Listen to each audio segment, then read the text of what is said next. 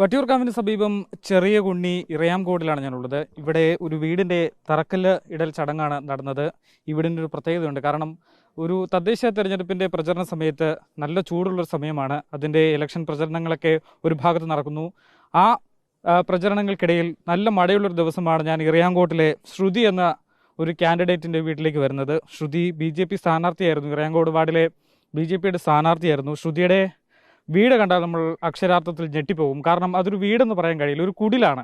ടാർപോളിയൻ കൊണ്ട് ചുറ്റിയ ഒരു കുടിൽ. ആ കുടിൽ നിന്നാണ് സന്തോഷത്തോടെ രാവിലെ ഇറയാംകോട് വാർഡിലേക്ക് ഇറങ്ങി ജനങ്ങളോട് സംസാരിക്കുന്നതും അവരോട് വോട്ട് അഭ്യർത്ഥിച്ചിരുന്നതും ശ്രുതി ഈ ഒരു ചെറിയ വീട്ടിൽ നിന്നാണ്. പക്ഷെ അപ്പോഴൊക്കെ ശ്രുതിയുടെ മനസ്സിലുണ്ടായിരുന്ന നൊമ്പരം, ഒരു അടച്ചുറപ്പുള്ളൊരു വീടില്ല, ഒന്ന് തലചായ്ച്ചുറങ്ങാൻ വീടില്ല. കാരണം ഞാൻ എത്തുമ്പോൾ തന്നെ അന്ന് ഇവിടെ നല്ല മഴയായിരുന്നു. കുട്ടികളെല്ലാം മറ്റൊരു വീട്ടിലേക്ക് മാറ്റിയിരുന്നു. ശ്രുതിയും ഭർത്താവുമാണ് ഇവിടെ ഉണ്ടായിരുന്നത്. വീട് മൊത്തവും ചോർന്നൊലിച്ച് ഒരു സൗകര്യവുമില്ല. ഒരു കാറ്റടിച്ചാൽ എപ്പോൾ വേണമെങ്കിലും പറന്നു പോകാൻ കഴിയുന്ന ഒരു അവസ്ഥയിലായിരുന്നു. നമ്മളിത് വാർത്ത റിപ്പോർട്ട് ചെയ്ത ഉടനെ തന്നെ BJP നേതാവ് കൃഷ്ണകുമാർജി ഈ വാർത്ത കാണുകയും ശ്രുതിക്ക് വീട് വെച്ച് നൽകും എന്ന് പറഞ്ഞിരുന്നു. പക്ഷെ അന്ന് ഇലക്ഷനായിരുന്നു. ഇലക്ഷൻ സമയമായതുകൊണ്ട് തന്നെ പെരുമാറ്റച്ചട്ടങ്ങൾ നിലനിന്നിരുന്നു. അന്ന് ഞാൻ ഒരിക്കൽ കൂടി ഇവിടേക്ക് തിരിച്ചു വരും, അന്ന് ശ്രുതിക്കൊരു വീടുണ്ടാക്കും എന്നൊരു വാക്ക് തന്നിരുന്നു. ആ വാക്ക് എന്തായാലും പാലിച്ചിരിക്കുകയാണ്. വീടിൻ്റെ തറക്കല്ലിടൽ ചടങ്ങ് നടന്നിട്ടുണ്ട് എന്നുള്ളതാണ്. കൃഷ്ണകുമാർജി തന്നെ നമുക്കൊപ്പം ഉണ്ട്. എന്തായാലും ആ വാക്ക് അങ്ങ് പാലിച്ചു അല്ലേ? നമ്മൾ പൊതുവെ രാഷ്ട്രീയത്തിൽ നിൽക്കുമ്പോൾ ആൾക്കാർ പറയുന്നത് വാഗ്ദാനങ്ങൾ മാത്രമാണ്, ഒരിക്കലും വാക്കുകൾ പാലിക്കാറില്ല. പക്ഷെ നമ്മൾ ജീവിച്ചു വന്ന സാഹചര്യം അങ്ങനെയല്ലായിരുന്നു. നമുക്ക് കള്ളം പറഞ്ഞ് ശീലമില്ല.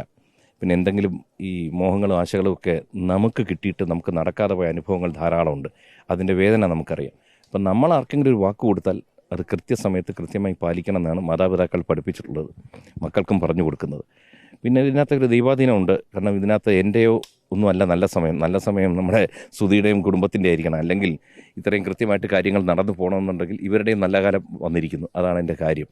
അതുകൊണ്ട് ഇവർക്കാണ് നമ്മളിങ്ങനെ ഒരു നല്ല കർമ്മത്തിന്, ആക്ച്വലി ഞാനൊക്കെ ശ്രുതിയോടെ നന്ദി പറയുന്നത്. കാരണം വെച്ചാൽ ഒരു നല്ല കർമ്മത്തിൻ്റെ ഭാഗമാക്കാൻ ശ്രുതി കാരണമായി. അത്രേ ഉള്ളൂ. അല്ലാത്ത ഇതിനകത്ത് വലിയ കാര്യങ്ങളൊന്നും നമ്മൾ ചെയ്തതായിട്ട് തോന്നുന്നില്ല. ശ്രുതിക്ക് ഉടനെ തന്നെ ഒരു ശ്രുതിയുടെ സ്വപ്നമായൊരു സ്വന്തമായൊരു അടച്ചുറപ്പുള്ള വീട്ടിലേക്ക് മാറാൻ കഴിയും. എങ്ങനെയായിരുന്നു ഈ ഒരു സാഹചര്യത്തിലേക്ക് എത്തിയത്? അതായത് ഈ ശ്രുതിയെ സഹായിക്കുന്നു, അതിന് നല്ല പണത്തിൻ്റെ ആവശ്യമുണ്ട്. ഇതൊക്കെ എവിടെ നിന്നാണ് കണ്ടെത്തിയത്? അഹാദിഷിക എന്ന് പറഞ്ഞൊരു സംഘടനയുണ്ട്, ഒരു ചാരിറ്റബിൾ ഫൗണ്ടേഷനാണ്. അത് ഭാര്യയും മക്കളാണ് നടത്തുന്നത്. അത് ഈ അഹാദിഷിക എന്ന് പേര് വരാൻ കാര്യം അഹാന, ദിയ, ഇഷാനി, ഹൻസിക 4 മക്കളുടെ പേര് വെച്ചാണ് അങ്ങനെ ഇട്ടത്. അപ്പോൾ അന്ന് ചെന്ന് രാത്രി വീട്ടിൽ ചെന്നപ്പോൾ ഇവരോടൊക്കെ പറഞ്ഞു, എനിക്ക് കുറച്ച് പൈസ വേണം.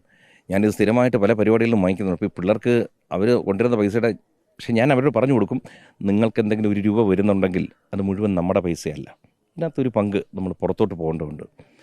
അവരങ്ങനെ വലിയ എതിർക്കാറില്ല. ചോദിച്ചാൽ 2-3 ദിവസം കഴിയുമ്പോൾ തരും. പക്ഷെ എന്നാലും നമുക്കത് തികയുന്നില്ല. അപ്പോൾ കുറേ സുഹൃത്തുക്കളുണ്ട്, എല്ലാവർക്കും ഈ കാര്യങ്ങൾ അറിയിച്ചു. അപ്പോൾ ആദ്യം നമുക്ക് ഒരു നല്ല വാക്ക് തന്നത് KHNA, Kerala Hindus of north America എന്ന് പറഞ്ഞ്. അപ്പോൾ ആ ഒരു അസോസിയേഷൻ അമേരിക്കയിലുള്ളതാണ്. അപ്പോൾ അതിൻ്റെ പ്രസിഡന്റ് ശ്രീ ഉണ്ണികൃഷ്ണൻ അദ്ദേഹമായിട്ട് സംസാരിച്ച് അദ്ദേഹം പറഞ്ഞു ഞങ്ങളും സഹായിക്കാം. അങ്ങനെയാണ് ഇത് പെട്ടെന്ന് നടക്കാനുണ്ടായ കാര്യം. എന്തായാലും വളരെ സന്തോഷമാണ്. കാരണം വെച്ച് കഴിഞ്ഞാൽ പിന്നെ വീട് അടച്ചുറപ്പുള്ളൊരു വീട്, അതേ ഞാൻ ഉദ്ദേശിച്ചുള്ളൂ. അത്രയും നമുക്കത് മാത്രമേ നമ്മളെ സ്വപ്നത്തിലുണ്ടായിരുന്നുള്ളൂ. എൻ്റെ മക്കൾക്കും അത് സാക്ഷാത്കരിച്ചു. ഇപ്പോൾ നേരത്തെ നമ്മൾ അന്ന് അവസാനമായിട്ട് വരുമ്പോഴത്തേനും നല്ല മഴയായിരുന്നു, ഇവിടെ മുഴുവൻ ചോർന്നൊലിക്കുകയായിരുന്നു. ഇപ്പം എന്തായാലും അതൊക്കെ മാറിയല്ലോ? മാറി നമുക്കിപ്പോൾ വാടക വീട് എടുത്തപ്പോൾ തന്നെ ഒരു ആശ്വാസമായി. കൃഷ്ണപുരട്ടം കാര്യം അങ്ങനെ ഒരു വലിയൊരു സംഭവം നടന്നതിൽ ഭയങ്കര വീട് പണി നടക്കുവാണല്ലോ. വീട് പണി നടക്കുന്നവർ എവിടെയാണ് താമസിക്കുന്നത്? നമുക്കൊരു വാടക വീട് നമ്മൾ അങ്ങോട്ട് മാറ്റിയിട്ടുണ്ട്. വീട് തൊട്ട് താഴെ തന്നെയാണ്, അടുത്ത് തന്നെയാണ്. പിന്നെ എന്തായാലും കുട്ടികൾക്കും ഭർത്താവിനും ഒപ്പം ആരെയും പേടിക്കാതെ കിടക്കാം.